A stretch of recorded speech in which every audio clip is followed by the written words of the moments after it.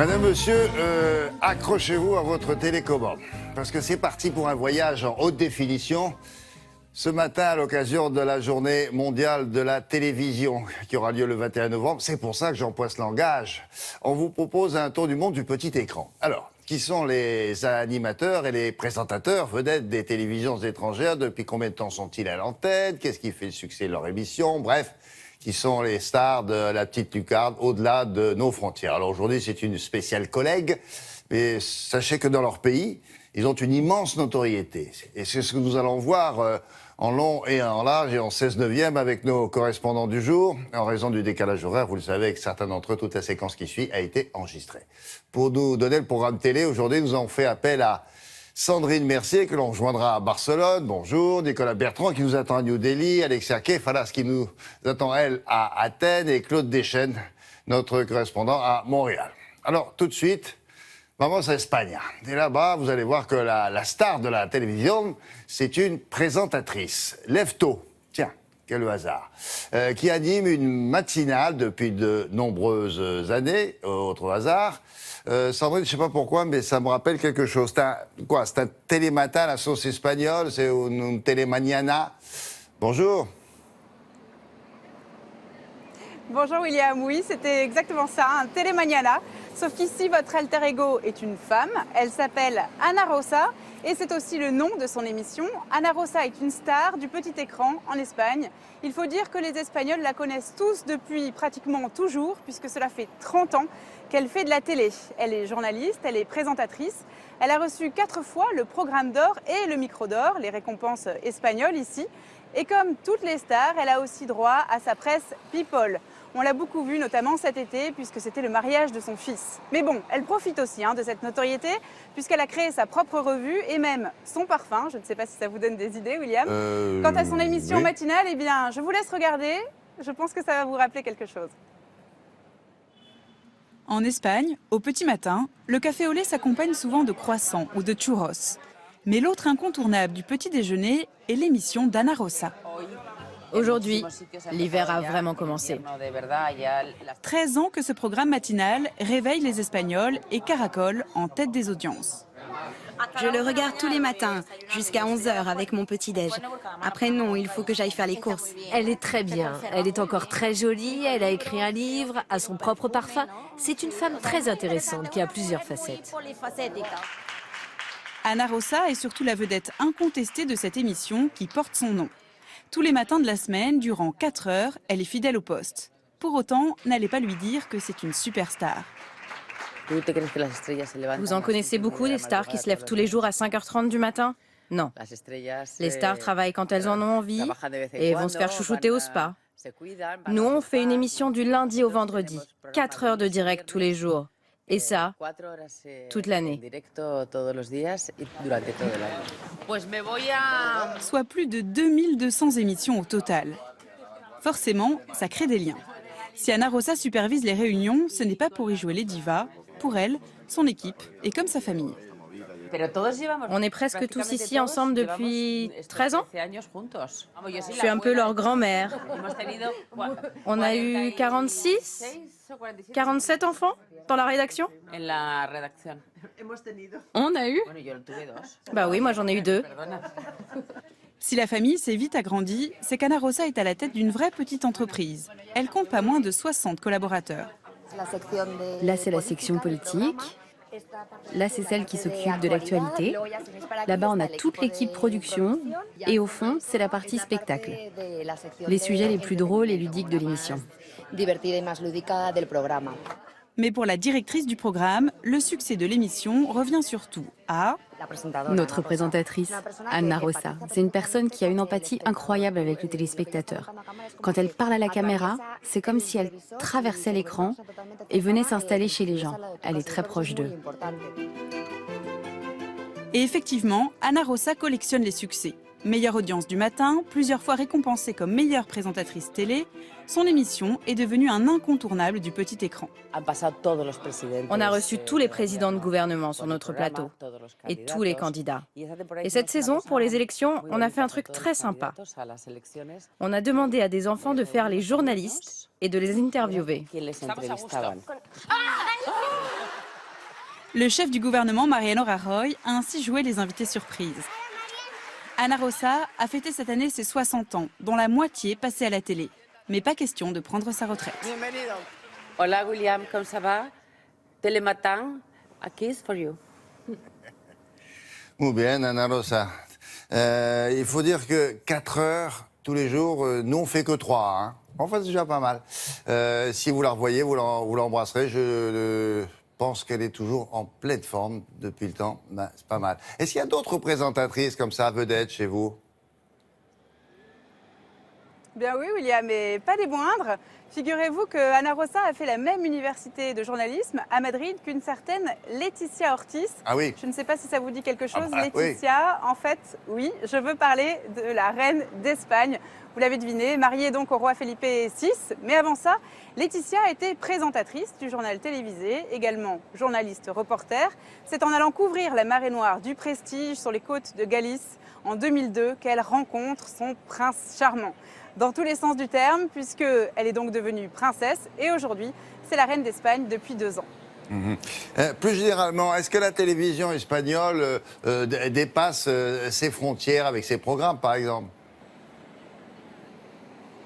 Eh bien oui, William, il y a de vrais succès, en tout cas pour les émissions à la sauce espagnole, hein, comme vous l'avez dit. Ici, celle qui cartonne s'appelle El Hormiguero, la fourmilière. C'est une sorte de talk show assez déjanté qui a été vendue dans plusieurs pays, en Chine, au Brésil et tout récemment aux États-Unis. En France, en revanche, elle n'est pas arrivée. Il y a une autre émission qui n'a pas marché, qui s'appelle Tu cara me suena, qui a été traduite par un air de star. Ça a fait un flop, donc contrairement aux autres pays où elle a été vendue. Donc les Français, ici, viennent chercher en Espagne plutôt les séries espagnoles. Ouais. Vous avez peut-être vu les Serrano ou l'Aigle Rouge. Et il y a aussi celle qui s'appelle Grand Hôtel, qui est d'ailleurs la série la mieux notée par les spectateurs et qui compile, elle, toutes les récompenses à travers le monde. Oui, il y avait une série aussi, un thriller qui est assez terrible, qu'on avait eu en France, qui avait été adapté, pas mal du tout. Voilà, bon, merci Sandrine, à très bientôt. Allez, on zappe sur la télévision indienne maintenant. Alors là-bas, attention, vous connaissez peut-être moins. Ceux qui règnent en maître sur le paysage audiovisuel indien ne sont pas les présentateurs de journaux télévisés, ni les Miss Météo, ça aurait pu, ou les animateurs de jeux, mais ce sont les astrologues. C'est ce que je vous dis est très sérieux. Alors, Nicolas, on peut dire qu'ils sont nés sous une bonne étoile. Les astrologues, là-bas, sont d'immenses vedettes chez vous. Bonjour. Oui, bonjour William, absolument, ce sont des stars au propre comme au figuré et leur popularité n'a rien à envier à la vôtre. Les astrologues de la télévision indienne sont connus, reconnus, leur visage s'affiche partout. C'est du délire, d'autant plus difficile à comprendre qu'en France, ce genre de programme n'existe pas à la télévision. Mais ici, les programmes d'astrologie sont présents sur chaque chaîne en Inde. Elles font tellement d'audience, ces émissions, que c'est à cette heure-là que les chaînes vendent le plus de publicité. Alors n'imaginez pas que ça s'adresse uniquement à un petit groupe d'illuminés, pas du tout. Du Premier ministre indien Narendra Modi jusqu'aux stars de cinéma, les jeunes, les vieux, tout le monde regarde les émissions d'astrologie. D'autant plus si vous avez une décision à prendre ce jour-là, achat d'une voiture, d'un appartement, le prénom de votre enfant, voire même la couleur de la chemise que vous allez porter ce jour-là. Vous regardez la télévision et un monsieur dans une belle tunique orange va répondre à toutes vos questions. Nous avons suivi un de ces astrologues. Regardez ce reportage, il est signé Navodita Kumari, Émilie Gouveia-Vermelot et Géraldine Lassalle. Au milieu des étoiles, il est celui qui brille le plus. Être célèbre était sa destinée. Chacun de ses pas est extrêmement calculé. Du choix de ses vêtements à celui de ses bijoux, il ne laisse rien au hasard. Indu Prakash est astrologue et il est une star de la télévision en Inde. Je savais depuis longtemps que je serais connu parce que Vénus est en position dominante chez moi. Je l'ai vu dans mes étoiles.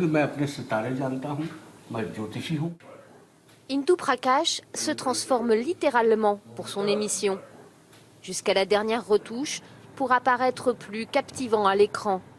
Sa longue robe traditionnelle lui donne même un certain charme et il est enfin prêt pour l'enregistrement.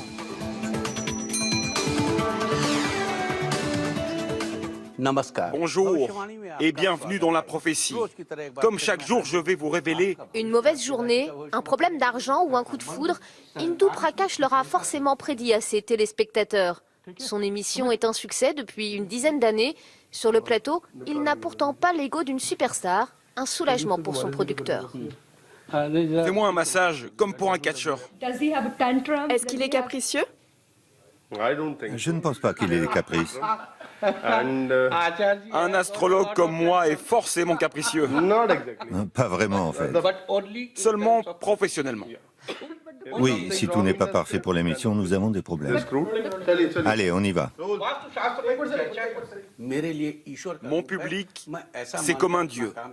C'est ce que je crois et c'est pour lui que je travaille. Si je suis devenu célèbre, c'est un cadeau de Dieu, c'est sa volonté. Et maintenant, la suite du programme. Le langage des étoiles est un véritable phénomène en Inde. Chaque jour, ils sont ainsi des millions à se réveiller en écoutant les prédictions de leur journée à la télé. Comme Anju Sharma, admiratrice numéro 1 de notre astrologue. Un matin, j'étais dans l'ascenseur et j'ai vu cet homme avec sa femme. Je me disais qu'il ressemblait à Indu, l'astrologue de la télé. Je ne pouvais plus parler, alors j'ai couru appeler ma mère. Je lui ai dit, il est là, il est dans mon immeuble. Au fil du temps, ses fans sont devenus ses clients. Grâce à son émission, ils sont de plus en plus nombreux. Pour s'en occuper, il a même ouvert un centre d'appel. Les affaires sont les affaires. Combien d'appels aujourd'hui? 10 depuis ce matin. Allô? Allô? Allô? Dans son bureau, sans arrêt, les téléphones sonnent. Les questions existentielles s'enchaînent. Lui espère bien décrocher la lune. Si c'est la volonté des dieux, ce bureau grandira, grandira, grandira. Parce que nous voulons servir l'humanité et nous voulons aider le plus de monde possible. Cela arrivera peut-être, mais seulement s'il réussit ce petit test. Son honorable Excellence François Hollande sera réélu. Nous saurons dans quelques mois si les étoiles d'Indu Prakash sont plus fiables que les sondages et auront vu juste pour la France. Dès qu'on aura la réponse au mois de mai, on lui envoie un petit mot. Nicolas, je suppose que le succès de ces astrologues superstars est lié aux croyances, je ne sais pas, ou à la religion hindoue, non? Oui, tout à fait, William. Cela ne date pas d'hier. Cela remonte en fait à des croyances védiques qui ont plus de 2500 ans. Et selon ces croyances, eh bien, toute notre vie serait écrite à l'avance et l'on pourrait lire notre destin, notre destinée en regardant le positionnement des planètes, des étoiles, de la Lune et du Soleil. Alors les hindous, aujourd'hui, continuent à consulter énormément d'astrologues pour chaque décision importante de leur vie. Ils consultent leur propre carte des étoiles qui leur dira, par exemple, quel est le meilleur moment pour se marier. Mais vous l'avez compris également, cette astrologie est devenue un business. Aujourd'hui, en plus des émissions de télévision, les astrologues gourous ont aujourd'hui également leur call center où vous pouvez appeler à n'importe quelle heure du jour et de la nuit pour poser une question sur votre futur, sur votre avenir. L'appel sera bien sûr surtaxé et aujourd'hui cela représente un marché tout à fait colossal. Plus généralement, Nicolas, la télévision indienne a quand même beaucoup changé ces dernières 20 dernières années, quoi.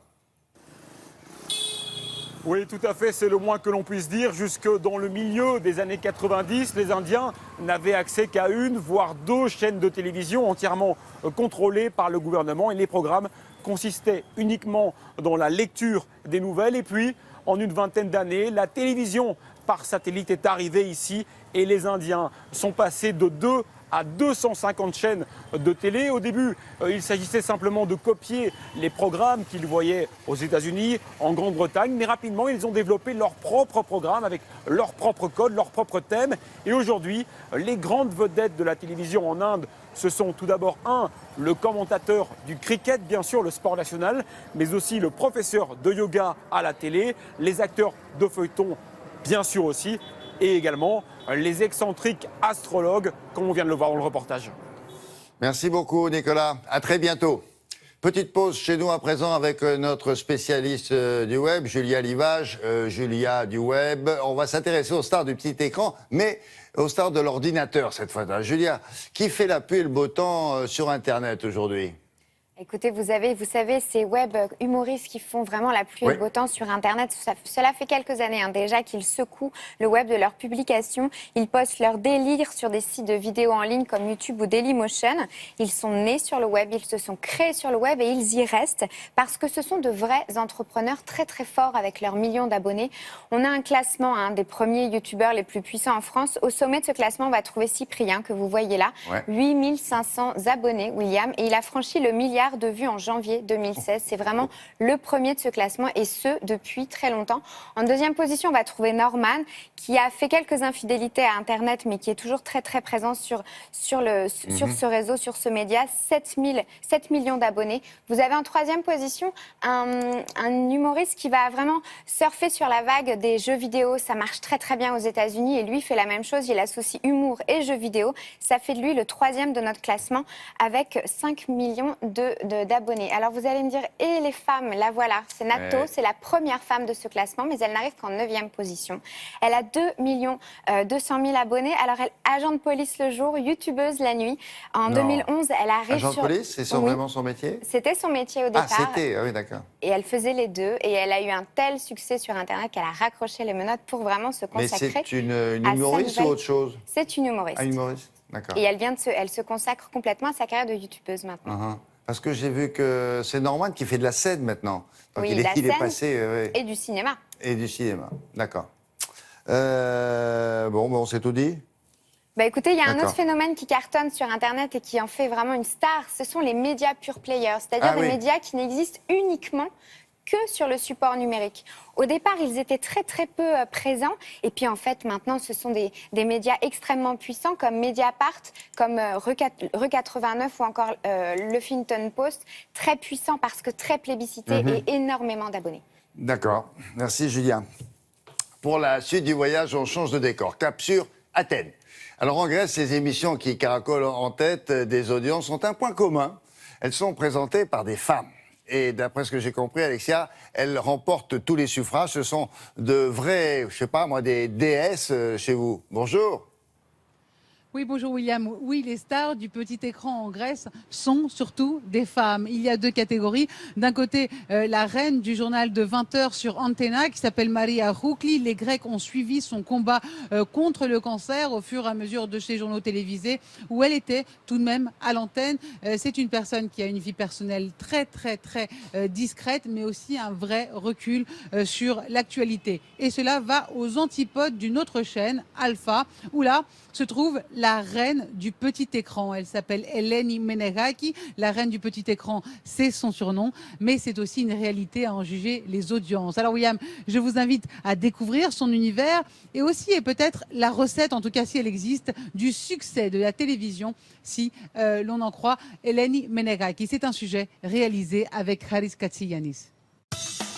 Il est tout juste 13h, l'heure pour nombre de Grecs de se poser devant leur écran de télévision.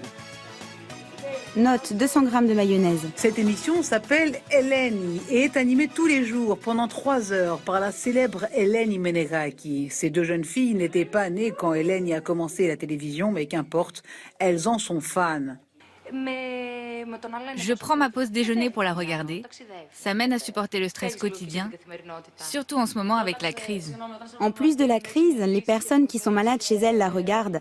Comme c'est en direct, il y a une vraie proximité. Et nous, on adore la copier, tout ce qu'elle porte, ses manières. C'est un modèle. On y parle de tout sauf d'actualité. La petite bande préfère danser, rire ou aborder les bonnes recettes, les vidéos insolites qui circulent sur Internet ou encore les bons films à voir. La présentatrice fait gagner des crèmes de beauté, de la nourriture pour bébé ou encore des voyages, le tout avec beaucoup d'empathie. Bonjour. Bonjour, quel est ton nom ? Moi, c'est Marie et je t'adore. Tout le monde me demande la recette du succès. Vraiment, je ne la connais pas. Je fais avant tout un métier que j'aime et je le fais d'une manière qui plaît parce que je ne joue pas la comédie. J'ai 4 enfants et j'ai présenté mes émissions pendant toutes mes grossesses jusqu'au jour de l'accouchement. Les gens m'ont donc vu prendre du poids, en perdre, et ils s'identifient. Résultat, elle caracole en tête des audiences et tout est étudié pour que ça marche. Les couleurs du plateau, le décor, tout pour prôner la détente, même si derrière, il y a toute une machine pour tenir 3 heures d'émission quotidienne, ce qui est bien plus difficile que l'esprit salon. Il y a beaucoup de travail derrière les caméras. On prépare des sujets très éclectiques. Ça fait tellement de temps qu'elle est la reine de la télé que c'est une école à elle seule. L'une des clés est de montrer qu'on est détendu, et même si on bosse dur. C'est une capitaine, et elle sait nous poster à notre place pour en tirer le meilleur. Forcément, elle est la proie favorite des paparazzi. En pleine crise de la presse, elle est la seule qui fasse vendre lorsque sa photo fait la une des magazines People. Les photos indiscrètes la dérangent, oui, mais elle sait qu'elle influence énormément les femmes grecques. J'arrive. Bon alors, on va parler musique maintenant ? Je pense que pour rester à l'antenne, il faut y mettre son âme. L'âge du présentateur ne compte pas, c'est l'expérience. Puis il faut s'entourer d'une équipe de collaborateurs humains, devant et derrière les caméras, parce qu'on est le miroir de la société. On n'est pas une caste à part, on doit juste refléter les bons côtés. Ces dernières années, beaucoup de jeunes blondes ont aussi essayé de lui ressembler et de faire le même genre d'émission. Le matin, le midi ou en fin d'après-midi. Aucune n'a réussi à lui faire de l'ombre, ni même à l'égaler. Près de 3 générations après ses débuts, elle continue de fasciner les Grecs et de leur apporter un peu de réconfort quand la vie n'est pas toujours rose. Alors vous avez vu, hein, ces stars voisines, l'une c'est la matinale, l'autre c'est entre midi et 16h. Alors maintenant, retour chez nous avec Anissa Arfaoui qui traditionnellement s'intéresse aux télévisions étrangères. Là, on va s'intéresser aux stars de la télévision française. Pour commencer, il faut distinguer plusieurs catégories, non ? Oui, évidemment, soyons clairs. Évidemment. Nous avons évidemment 2 catégories. La première catégorie, on va parler des figures emblématiques, légendaires de la télévision française. Autrement dit, celles qui ont créé et inventé tout le contenu que l'on retrouve encore aujourd'hui. Et puis une deuxième catégorie, on va dire que ce sont des étoiles filantes. On va les appeler des starlettes de la télévision. Pourquoi ? Parce qu'elles apparaissent, elles vont rencontrer parfois un immense succès, mais au bout de quelques années, elles vont disparaître dans l'indifférence la plus totale. On ne va pas s'attarder sur cette deuxième catégorie parce qu'ils n'ont rien apporté de concret au paysage audiovisuel français. C'est un peu dur comme constat, mais c'est comme ça. Alors, c'est un peu dur l'idée. C'est ni d'être dur, ni de ne pas être dur. C'est juste que sur les 20 dernières années, nous n'avons fait que recycler, redynamiser des concepts qui existent depuis la nuit des temps. Hormis la télé-réalité, qui a fait son apparition en 2001 en France, et qui est encore à ce jour, finalement, l'unique énorme nouveauté des années 2000. Bon, alors on veut des noms maintenant qui ont jalonné l'histoire de la télévision contemporaine à partir des années 50 et quelques. Oui, bien sûr, ça commence dès 49. Alors, on peut très facilement citer une trentaine de noms. Donc, on va les classer par catégorie, JT, culture et divertissement. Ouais. Pour le JT, nous sommes bien obligés de commencer par Monsieur Pierre Sabag. Il est le père fondateur du rendez-vous le plus regardé par les Français à ce jour, le journal télévisé. Il a donc inventé et créé le premier JT le 29 juin 1949. Et cet homme, en fait, il a un petit peu tout été. Il a été journaliste, présentateur, réalisateur, producteur. Et déjà, pour la fabrication de ce JT, on retrouve dans son équipe des gens qui allaient de très grands noms de la télé, comme évidemment Monsieur Pierre Tchernia ou encore Monsieur Georges Decaune. Il nous a quittés il n'y a pas longtemps, Pierre. Absolument. Et sinon, pour enchaîner, et dans un style un petit peu différent, il est arrivé quelques années après, c'est Monsieur Yves Mourouzi. Oui, bien Yves sûr. Mourouzi est arrivé avec un ton unique, léger, voire par moments impertinent. Et c'est sûr que pour lui, le solennel, c'était pas pour lui. Et il est encore réputé aujourd'hui pour son fameux... Bonjour. Eh ben oui, qui en avait dérangé plus d'un à l'époque, puisque ça détonnait avec ce qu'on avait évidemment l'habitude d'entendre. Et il a inventé beaucoup de choses parce que le duplex, c'est lui. Les interviews in situ, c'est lui. Et de la même manière, vous savez, les journalistes qui interviennent sur le terrain, c'est aussi Yves Mourouzi. On retrouve donc qu'il est à l'origine de nombreux procédés que l'on pratique aujourd'hui encore. Et pour la culture, vous avez retenu qui ? Alors, avant d'aborder les stars de la culture, on va faire un petit clin d'œil aux speakerines. Parce que les speakerines, en fait, elles sont arrivées chez les Français dès 1949 et quasiment en même temps que la télévision, donc dans les foyers. Évidemment, si on dit Catherine Joubert... Jacqueline. Pardon, excusez-moi, si on dit Jacqueline Joubert. En vous souhaitant une bonne journée, je vous rappelle que dans quelques instants, vous pourrez voir la seconde édition de notre journal télévisé, Un Ciné Magazine et Télé Paris. évidemment. Mais on peut également citer Arlette Accart, Denise Fabre ou encore Catherine Denis. Langeais, évidemment. Et là, pour de nombreux nostalgiques, eh bien là, on se souvient de quoi? On se souvient qu'elles sont les ancêtres de la bande-annonce. Vous savez qu'elles parlaient sans prompteur. Hein. Ben, elles apprenaient entièrement leur texte. Et parfois, c'était un peu long. Ah ben, c'était carrément long. Et elles étaient d'origine pour 3 sur 4 comédiennes. Ben, exactement. Et elles sont restées de toute façon très longtemps dans le paysage audiovisuel français. Elles représentent, elles étaient aussi importantes que le programme qu'elles annonçaient. Le rendez-vous était aussi solennel. L'une d'elles, par exemple, par la suite, est restée dans l'histoire de la télévision, Madame Catherine Langeais, puisqu'elle a présenté la première émission consacrée à l'actualité cinématographique. C'était en 1953 et cela s'appelait La séquence du spectateur. Ouais. Et c'était un programme à la longévité record parce qu'il s'est quand même resté à l'antenne pendant 36 ans. C'est assez énorme. Ensuite, nous allons parler d'histoire. Et là, nous allons citer Monsieur André Castello. C'était en 1956, les énigmes de l'histoire. Et qu'est-ce qu'il a inventé? Eh ben, en fait, il a inventé une émission d'histoire avec des reconstitutions théâtrales et d'événements historiques et de personnalités historiques. C'est un procédé qui n'a pas pris une ride, puisque si vous regardez bien aujourd'hui, eh bien, on en parle encore. On va encore finir le chapitre culture en parlant 1959 de l'apparition du premier magazine de reportage d'actualité à la télévision française, les 5 colonnes à la une. Évidemment, aujourd'hui encore, ce programme est considéré comme une référence, voilà, pour tout le monde. Avec Monsieur Pierre Desgroppes, Pierre Dumayet ou encore Igor Barrère, pardon. Petite info, puisqu'on a parlé de Pierre Tchernia tout à l'heure, en 1965, Pierre Tchernia avait rejoint l'équipe des 5 colonnes à la une à la co-présentation. Pardonnez-moi pour le petit... Ah non, mais c'est vrai que d'abord vous n'étiez pas né. Effectivement, donc ce sont des noms qui peut-être vous disent je les ai vus, mais nous on était tout petits et tout jeunes. Et on se disait un jour il faudra qu'on fasse comme eux. Et pour le divertissement alors? Alors s'il ne fallait retenir qu'un seul nom qui résonne encore bien évidemment dans tous les esprits, eh bien c'est celui de Monsieur Pierre Bellemare, puisque Monsieur Pierre Bellemare a présenté le premier jeu télé de la télévision française. Ça s'appelait Télématch, c'était en 1954 et depuis, comme tout le monde le sait, les jeux télé sont une partie absolument immuable des grilles de programmes de toutes les chaînes de télévision françaises.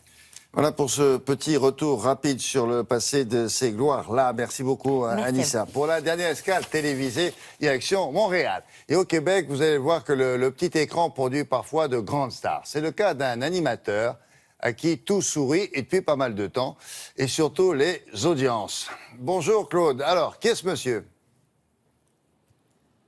Bonjour William, ce monsieur dont je veux vous parler, c'est Guy A. Lepage, qui est suivi religieusement tous les dimanches soirs par 1 million de personnes. Il anime Tout le monde en parle. Oui, un format que vous connaissez en France, créé par Thierry Ardisson. Ouais. Guy A. Lepage anime ça depuis 13 ans maintenant. Et cette émission, a changé un petit peu au fil des ans. C'était peut-être plus controversé au début. Maintenant, on fait plus dans le human, comme on dit. Par exemple, lors des attentats de Paris, Guy A. Lepage s'est dit « tout le monde parle de ça, il faut que j'en parle aussi ». Alors, il a acheté l'émission qu'il avait enregistrée. Il a décidé, à 2 jours d'avis, de faire une émission sur ce sujet-là de 2h30 en direct. Alors, c'était sur les attentats de Paris et ça lui a valu un prix Gémeaux, nos prix de la télévision. Un prix qui s'est ajouté à la centaine d'autres qu'il a obtenus depuis le début de sa carrière. Et pourtant, il a l'air très jeune. Alors, vous dites Guy A. Lepage, mais ça veut dire quoi? Guy A. c'est quoi? C'est un autre prénom? Oui, exactement, mais c'est une boutade. C'est au début de sa carrière, il y avait un animateur à la radio qui était très populaire, Michel W. Duguay, et il l'a singé en mettant un A dans son nom et c'est resté depuis. Et donc, du coup, vous l'appelez Guy A. Lepage, parce que nous, ici, on connaît son travail, on l'appelle Guy Lepage tout court. Il est dans le paysage audiovisuel depuis longtemps, monsieur Guy A. Lepage? Oui, il est dans le début de la cinquantaine et ça fait 35 ans qu'il est dans le paysage, comme vous dites. Il a commencé dans un groupe humoristique appelé Rock et Belles Oreilles. Et d'ailleurs, William, tous les membres de Rock et Belles Oreilles avaient une lettre comme ça dans leur nom, même le gérant Jacques K. Primo, que vous allez voir dans mon reportage. Ça, Rock et Belles Oreilles, ça a été assez fracassant, un groupe humoristique très irrévérencieux. Les Québécois ont aimé ça. Après ça, pour Guy A. Lepage, il y a eu la période Un gars, une fille. Oui, c'est lui qui a créé Un gars, une fille que vous connaissez en France avec Jean Dujardin dans le rôle de Guy Lepage. Alors voici donc le portrait de cet animateur à nul autre pareil. Mesdames, Messieurs, Guy Lepage. Le rituel est le même depuis 13 ans. L'émission Tout le monde en parle s'ouvre sur l'arrivée triomphale de l'animateur. Ce soir-là, Guy Lepage enregistre sa 300e émission. C'est notre 300e émission, c'est la fête. Voici Danny Turcotte. En 2004, lorsqu'il s'est fait offrir de devenir le Thierry Ardisson québécois, Guy Lepage a commencé par dire non. Mais la curiosité d'essayer quelque chose de nouveau a vite pris le dessus. Ici, on a mis l'émission à 20 heures. Donc, énorme public au départ, plus de 2 millions de personnes, des fois 50-55 d'audimat. Tout le monde en parle, marche mieux au Québec que ça n'a jamais marché en France. Donc, bravo. Merci, bravo, Thierry. le monde. Aujourd'hui, le rendez-vous du dimanche attire en moyenne 1 million de téléspectateurs par semaine, parmi lesquels un assidu, le chroniqueur télévision du journal Le Soleil.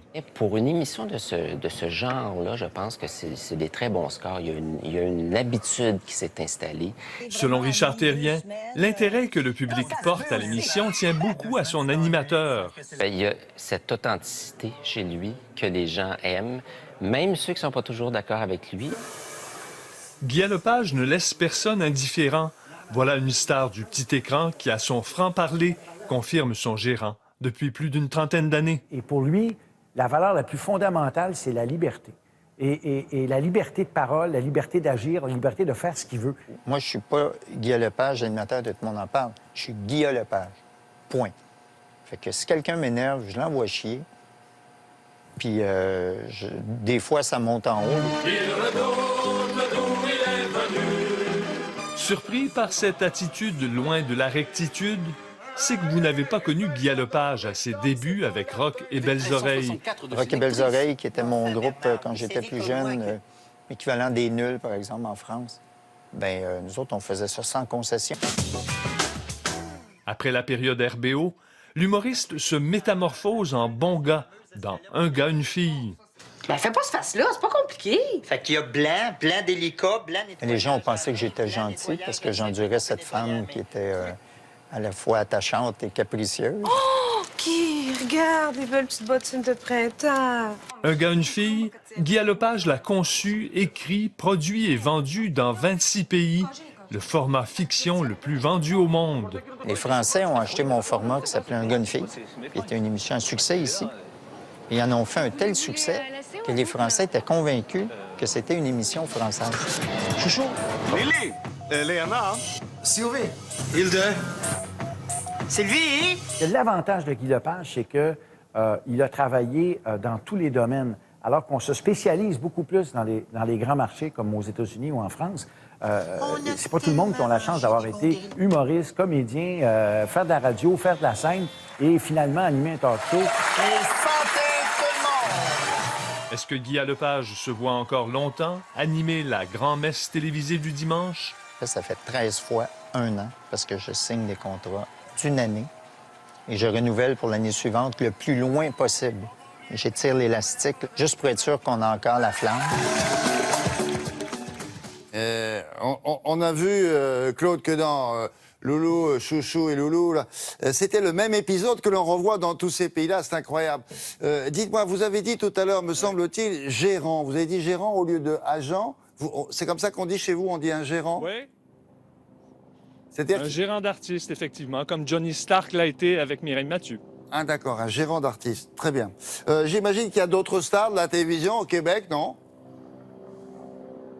Ah ben c'est sûr, écoutez, Julie Snyder, par exemple, qui est productrice et animatrice, qui offre une forte concurrence à Guy Lepage le dimanche soir avec son émission Le Banquier. En fait, elle fait le double d'audimat, mais on vient d'apprendre que son émission ne reviendra pas la saison prochaine. Mais elle, c'est quand même une grosse pointure de la télévision québécoise. Il y a aussi Guylaine Tremblay. Ça, c'est une comédienne et dans toutes les émissions, toutes les téléséries ou téléromans dans lesquels elle joue, elle obtient un succès fou et tous les prix qui viennent avec.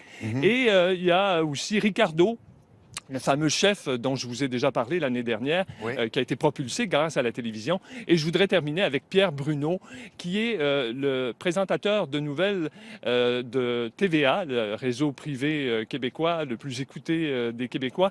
Ça fait 40 ans qu'il est au poste, en fait, depuis 40 ans qu'il présente le journal de 18 heures. C'est quand même tout un exploit. Tout ça pour dire, finalement, qu'on a un star system qui est très fort ici et qui nous permet de résister à l'invasion du web et aussi de la télévision américaine et canadienne-anglaise. Oui, bien sûr. Julie Snyder, dans l'émission, ne sera pas renouvelée. C'est un gros événement dans votre pays, ça.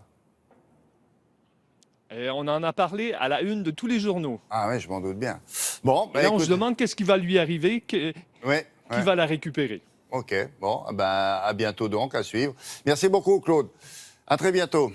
Madame, monsieur, on rend l'antenne, comme on dit à la télé. Merci à nos 4 correspondants de nous avoir fait découvrir les stars de la télévision étrangère. C'était 4 exemples. Il y en a d'autres, bien sûr. On y reviendra peut-être une autre fois. La semaine prochaine, alors là, on change de registre. Avec un thème bien plus sérieux, consacré aux violences faites aux femmes. Ce fléau est-il fréquent dans les autres pays? Vous allez voir que oui, ça peut parfois même être pire. Comment les victimes réagissent-elles face à ces agressions? C'est-à-dire que sont-elles résignées, elles sont tétanisées, muettes par la douleur, ou au contraire, est-ce qu'elles font entendre leur voix? Et si oui, comment? C'est ce que nous verrons samedi prochain. Vous serez là, j'espère. Télématin, c'est fini, en tout cas pour aujourd'hui. On se retrouve lundi. En attendant, voici quelques images de la semaine écoulée. C'est le bonus du jour. Très bon week-end à chacun d'entre vous.